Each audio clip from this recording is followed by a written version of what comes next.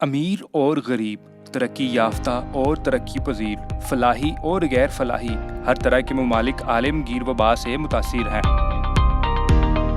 محض چند ملک ایسے ہیں جہاں کرونا وائرس نہیں پہنچ سکا، لیکن جہاں پہنچ چکا ہے وہاں عام خیال یہی ہے کہ تباہی مچا کے چھوڑے گا۔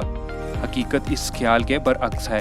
کئی ملکوں اور خود مختار جزیروں میں کرونا وائرس کے کیسز نمودار ہوئے، لیکن کچھ عرصے کے بعد یا تو سب مریض شفا یاب ہو گئے یا اکا دکا موت کے بعد اس کا نام و نشان مٹ گیا۔ وسطی امریکہ کا ملک بیلز میکسیکو کا پڑوسی ہے اور اس کی آبادی 4 لاکھ ہے۔ یہاں پہلے مریض کا علم 23 مارچ کو ہوا تھا، جس کے بعد ایک ایک کر کے مزید 17 کیسز سامنے آئے۔ ان میں سے ایک مریض 6 اپریل اور دوسرا 10 اپریل کو چل بسا۔ باقی 16 مریض صحت یاب ہو گئے اور 13 اپریل کے بعد کوئی کیس سامنے نہیں آیا۔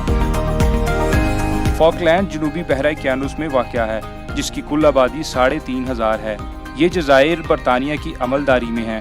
یہاں پہلا مریض 3 اپریل کو سامنے آیا اور اگلے 3 ہفتوں تک 13 کیسز سامنے آ چکے تھے، لیکن یہ سب مریض اب صحت یاب ہو گئے ہیں اور 25 اپریل کے بعد کسی نئے مریض کی تصدیق نہیں ہوئی۔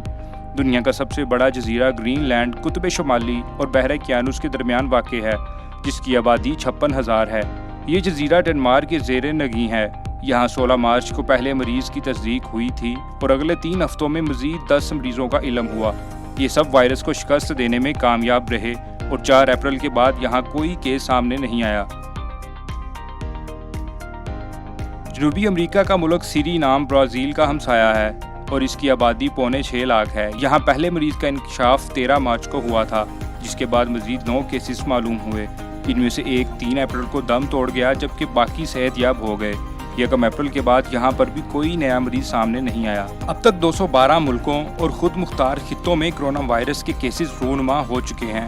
ان میں 37 ملک یا جزیرے وہ ہیں جہاں خوش قسمتی سے کوئی موت واقع نہیں ہوئی۔ بحیرہ ہند کے فرانسیسی جزیرہ ری یونین بھی ان میں سے ایک ہے، جہاں 425 کیسز سامنے آ چکے ہیں اور 300 مریض صحت مند ہو گئے ہیں۔